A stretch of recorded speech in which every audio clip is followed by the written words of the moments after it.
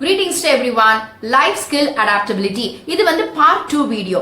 Part 1ல வந்து பாத்தீங்கன்னா நம்மளுடைய ஃபேமிலியில எந்தெந்த சிச்சுவேஷன்ஸ்லாம் நமக்கு வந்து ப்ராப்ளமா இருக்கும் அதை எப்படி அடாப்ட் பண்ணி வாழலாம் அப்படின்னு சொல்லிட்டு பார்ட் 1ல பார்த்தோம். This is part 2. இந்த வீடியோல என்ன பார்க்க போறோம்னா நம்ம ஒர்க் பண்ற இடத்துல எந்தெந்த சிச்சுவேஷன்ஸ்லாம் வந்து நமக்கு ப்ராப்ளமா இருக்கும் அதை எப்படி அடாப்ட் பண்ணி நம்ம ஒர்க் பண்ண போறோம் அப்படின்னு பார்க்க போறோம். சோ அதுல ஃபர்ஸ்ட் வந்து நம்ம பார்க்க போறது sudden change in work load. Okay, இப்போ நம்ம எந்த ஜாபுக்கு போனாலும் நம்மளுடைய ஜாப் நேச்சர் என்னன்னு சொல்லிடுவாங்க. இந்த வேலை தான் நீங்க செய்ய போறீங்க, இத்தனை மணி நேரம் தான் செய்ய போறீங்கன்னு சொல்லிடுவாங்க. நம்ம அந்த மைண்ட் செட்ல தான் உள்ள போவோம். ஃபார் எக்ஸாம்பிள் காலையில 9ல இருந்து சாயங்காலம் 5 மணி வரைக்கும் வேலை அப்படின்னு 5 மணி ஆனா வெளியில வந்துடலாம் அப்படின்ற மைண்ட் செட்ல தான் உள்ள போவோம். உள்ள போனதுக்கு அப்புறம் இல்ல நீங்க எக்ஸ்ட்ரா இன்னொரு 2 hours you have to work, 7 மணி வரைக்கும் நீங்க வேலை செய்யணும் அப்படிங்கும் போது நம்மளால அடாப்டே பண்ணிக்க முடியாது. அதே மாதிரி இதுதான் என்னுடைய வேலை அப்படின்றதுல நம்ம பிக்ஸ் ஆயிடுவோம். எக்ஸ்ட்ரா ஏதாவது ஒரு ஒர்க் லோட் கொடுத்தாங்கன்னா கண்டிப்பா அதுக்கு நம்ம அடாப்ட் பண்ணி வேலை செய்யவே முடியாது. நம்மளால இந்த வேலையில எதுக்கு என்கிட்ட சொல்றீங்க அப்படின்ற மாதிரி பயங்கரமா கோவம் வரும். அடாப்ட் பண்ணிக்க மாட்டோம். இது எதுல போய் நிக்கும் அப்படின்னா அந்த ஜாபை ரிசைன் பண்ணிட்டு வெளியில வந்துருவோம். Okay fine. இந்த மாதிரி சிச்சுவேஷன்ஸை எப்படி ஹேண்டில் பண்ணலாம் அப்படின்னு சொல்லிட்டு நான் என்னோட எக்ஸ்பீரியன்ஸ்ல வந்து நான் கத்துக்கிட்ட விஷயத்தை ஷேர் பண்றேன். உங்களுக்கு ஒர்க் அவுட் ஆகுதான்னு பாருங்க.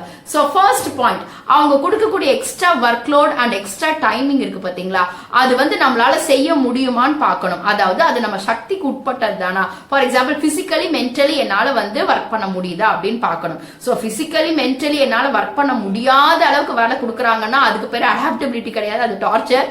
ஸோ அந்த அளவுக்கு நம்ம அடாப்ட் பண்ண வேண்டாம். பட் என்னால முடியுதான்னு பார்க்கணும். Okay fine. உங்களால முடிகிற வேலை தான் அவங்க கொடுக்குறாங்க, உங்களால அடாப்ட் பண்ணிக்க முடிய டைமிங் தான் அவங்க கொடுக்குறாங்க அப்படின்னா கண்ணை மூடிட்டு அதை அக்செப்ட் பண்ணிக்கோங்க. நான் ஏன் அக்செப்ட் பண்ணிக்கோங்கன்னு சொல்றேன்னா, செகண்ட் பாயிண்ட் என்னன்னா, நம்ம எந்த இன்ஸ்டிடியூஷன் எந்த ஆர்கனைசேஷனுக்கு உள்ள போனாலும் நம்ம ஃபர்ஸ்ட் உள்ள போகும்போது நம்ம எஃபிஷியன்சியை டெஸ்ட் பண்றதுக்காக கண்டிப்பா ஒரு சில டாஸ்க் ஒரு சில வேலை கொடுக்கதான் செய்வாங்க.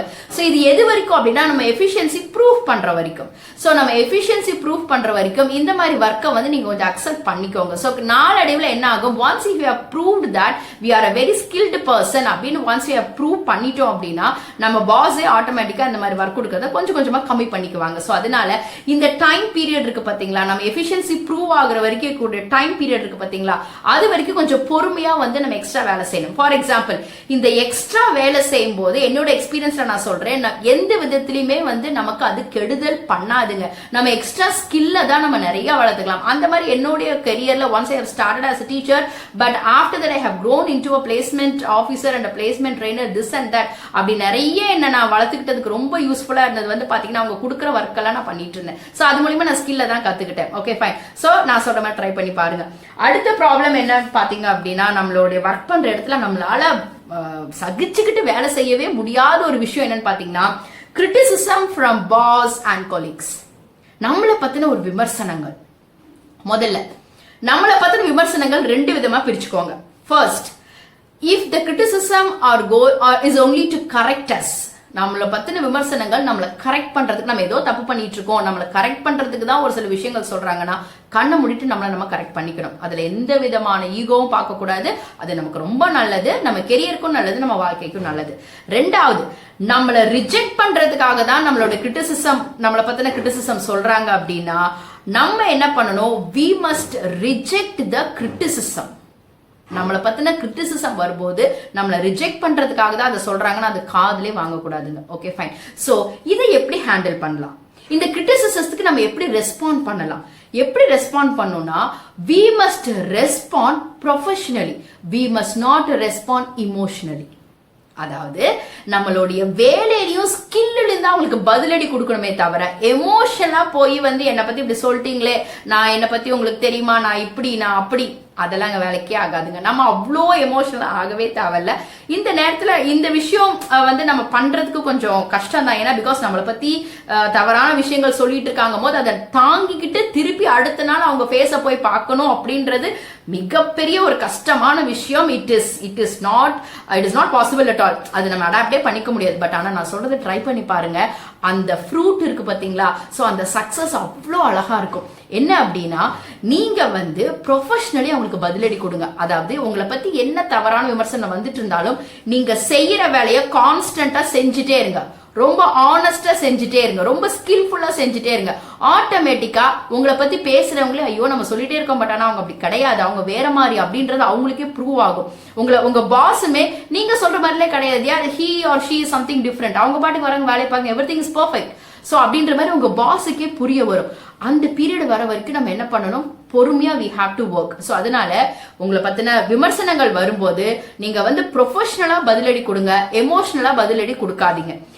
மூணாவது முக்கியமான விஷயம், எந்த இடத்துல நம்மளை பத்தி தவறான ஒரு விமர்சனம் வந்துட்டு இருக்கோ அது தப்பு அப்படின்னு சொல்லிட்டு நம்ம ப்ரூவ் பண்ற வரைக்கும் அங்கிருந்து நம்ம வெளியில வரக்கூடாது, ரிசைன் பண்ணவே கூடாது. ஸோ என்னோட எக்ஸ்பீரியன்ஸ்ல நிறைய நான் பார்த்து என்னுடைய ஜூனியர்ஸ் வந்து இந்த மாதிரி இருக்கு ma'am, I don't want to work here, என்னால வரவே முடியல, I am going to resign அப்படின்னு சொன்ன எல்லாருக்கும் நான் சொல்றது இதுதான், இங்க ப்ராப்ளம் ஆயிருக்கா, நீ you can resign your job. ஆனா எப்போனா நீ அவங்க நினைச்சது தப்பு, நீ வந்து கரெக்டா ஒர்க் பண்ணிட்டு இருக்கீங்க அப்படின்றத நீங்க ப்ரூவ் பண்ணிட்டு வெளியில போங்க அப்படின்ற மாதிரி தான் நான் சொல்வேன்.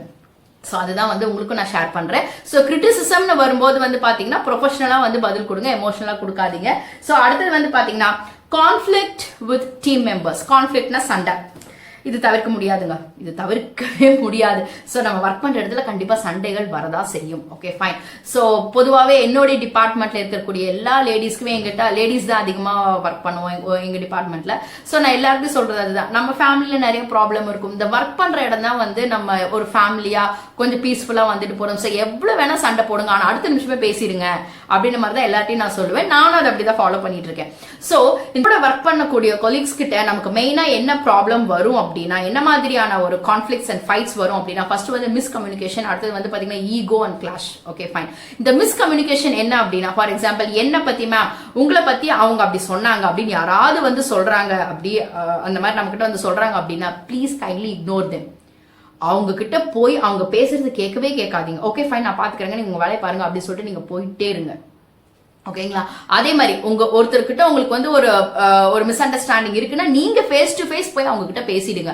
மேம் இது என்ன ப்ராப்ளம், இது இப்படிதான் அப்படி சொல்லிட்டு நீங்க பேசி வந்து அதுல இருந்து கிளியர் ஆகி வந்துட்டீங்க அப்படின்னா அந்த ப்ராப்ளம் வந்து அங்கேயே சால்வ் ஆயிடும். ஸோ அதனால நம்ம ஒர்க் பண்ற இடத்துல முடிஞ்ச அளவுக்கு நம்ம வந்து ஒரு நல்ல கம்யூனிகேஷனோட, முடிஞ்ச அளவுக்கு ஃபேஸ் டு ஃபேஸ் கம்யூனிகேஷனோட நம்ம ஒர்க் பண்ணிட்டு இருந்தோம் அப்படின்னா இந்த சண்டைகள் வந்து தவிர்க்கலாம். ரெண்டாவது வந்து பாத்தீங்க அப்படின்னா ஈகோ, அது தவிர்க்கவே முடியாது. பிகாஸ் ஏன்னா ஒரு இன்ஸ்டிடியூஷன்ல சீனியர்ஸ் இருப்பாங்க, நம்ம ஜூனியரா உள்ள போகும்போது வந்து பாத்தீங்க அப்படின்னா அவங்களை நம்ம ரொம்ப ரெஸ்பெக்ட் பண்ணணும். அப்புறம் வந்து இன்னைக்கு வந்தவங்களுக்கு எல்லாம் இந்த ப்ரிஃபரன்ஸ் கொடுக்குறாங்க, எனக்கு இல்லைன்னு அந்த ஈகோ பயங்கரமா கிளாஷ் ஆகும்.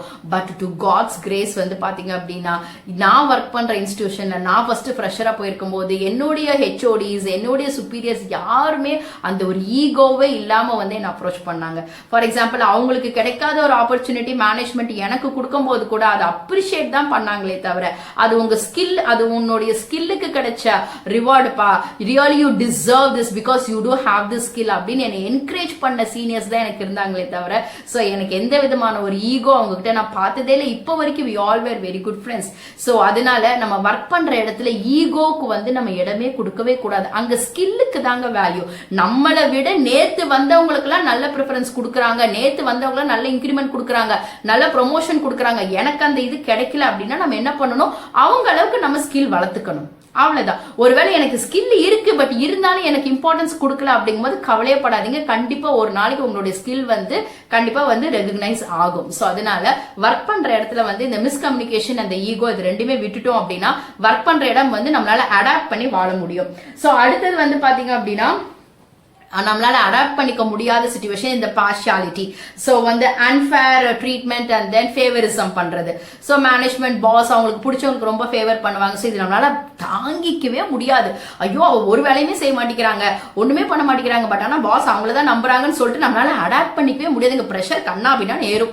ஸோ அதனால வந்து நான் என்னோட எக்ஸ்பீரியன்ஸ்ல நான் வந்து யாருக்கு வேணா ஃபேவரா இருக்கட்டுங்க, அது நமக்கு பிரச்சனையே இல்லை. நம்ம போனது நம்ம வேலையை செய்யறதுக்கு. சோ நம்ம போறோம், நமக்கு கொடுத்த வேலையை பண்றோம், கரெக்டா பண்றோம், ஸ்கில்ல வளர்த்துக்கிறோம், நம்மளால முடிஞ்ச அளவுக்கு கம்பெனி ஒரு ஆர்கனைசேஷன் க்ரோ ஆகிறதுக்கு நம்மளோட முடிஞ்ச எல்லா எஃபர்ட்டும் போடுறோம். That is enough. நம்மளை பத்தி பேசுறதுக்கு, நம்மளுடைய ஸ்கில்ல பத்தி சொல்றதுக்கு அதுவே போதுமானதா இருக்கும். மற்றபடி வந்து அவங்க ஃபேவர் பண்றாங்கன்னா அவங்க பண்ணிட்டு போறாங்க, that is their problem. Even நம்ம பாஸே வந்து ஒருத்தருக்கு ஃபேவர் பண்றாங்கன்னா அது அவர் பிரச்சனை. அவருடைய கம்பெனில நல்ல நல்ல ஸ்கில்லுக்கு இருக்கிறவங்களுக்கு ஃபேவர் பண்ணாம வந்து பார்ஷாலிட்டி பாக்குறாரு அப்படின்னா தட் இஸ் ஹிஸ் ப்ராப்ளம். அது வந்து அவங்க கம்பெனிக்கு தான் நல்லது கிடையாது, இதுல நமக்கு எந்த ஒரு பிரச்சனையுமே கிடையாது. சோ இதை நீங்க வந்து ஸ்ட்ரெஸ்ஸாவோ எடுத்துக்காதீங்க, அதை அடாப்ட் பண்ணாத மாதிரி இருக்காதீங்க. சோ வாட் வில் ஹேப்பன், நீங்க யாருக்கு ஃபேவர் பண்ணாலும் நீங்க உங்களுடைய வேலையை மட்டும் நீங்க கண்டினியூஸா பண்ணிட்டு போயிட்டே இருங்க. சோ ஃபியூச்சர் வந்து நமக்கு நல்லதாவே இருக்கும். சோ அடுத்தது வந்து பாத்தீங்க அப்படின்னா சேஞ்ச் இன் மேனேஜ்மெண்ட். இது நானுமே ரொம்ப கஷ்டமான ஒரு விஷயங்க.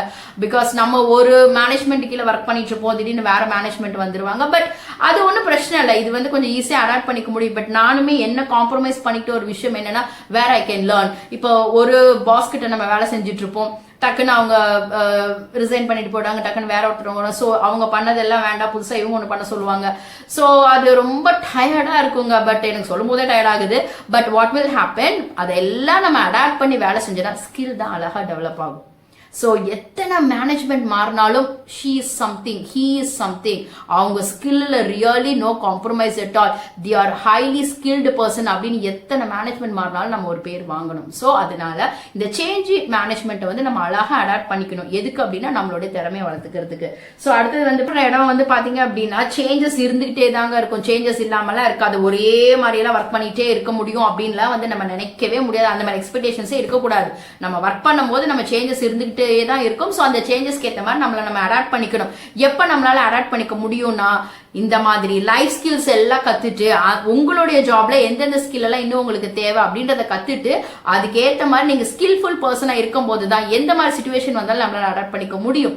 சோ ஓரளவுக்கு வந்து நம்ம ஒர்க் பண்ற இடத்துல என்னென்ன ப்ராப்ளம்ஸ் வரும் அப்படின்னு சொல்லி பார்த்துட்டோம். சோ அடுத்தது கடைசியா ஒரு முக்கியமான விஷயம் என்னன்னு பாத்தீங்கன்னா, ஒர்க் பண்ற இடத்துல நம்மளால கிரிட்டிசிசம் பத்தி நான் சொன்னேன் பாத்தீங்களா. இன்னொரு விஷயம் அடாப்ட் பண்ணிக்க முடியாத விஷயம் என்னன்னா காசிப்ஸ். ஸோ அதனால வந்து ஒர்க் பண்ற இடத்துல முடிஞ்ச அளவுக்கு வந்து நம்ம அடுத்தவங்களை பத்தி பேசாம இருக்கிறது ரொம்பவே நல்லது. அது நல்ல விஷயமா இருந்தாலும் சரி, கெட்ட விஷயமா இருந்தாலும் சரி, உங்களை பத்தி பேசுங்க, நம்மளை பத்தி பேசுங்க. ஸோ அதிகமா நான் ஒர்க் பண்ற இடத்துல என்னை பத்தி மட்டும் தான் நான் பேசிட்டு இருப்பேன். ஸோ அதனால வந்து லைக் நம்மளை பத்தி பேசுறது ரொம்ப நல்ல விஷயம். அடுத்தவங்களை பத்தி பேசாம இருக்கிறது 100% வந்து நமக்கு எப்பவுமே சேஃப்.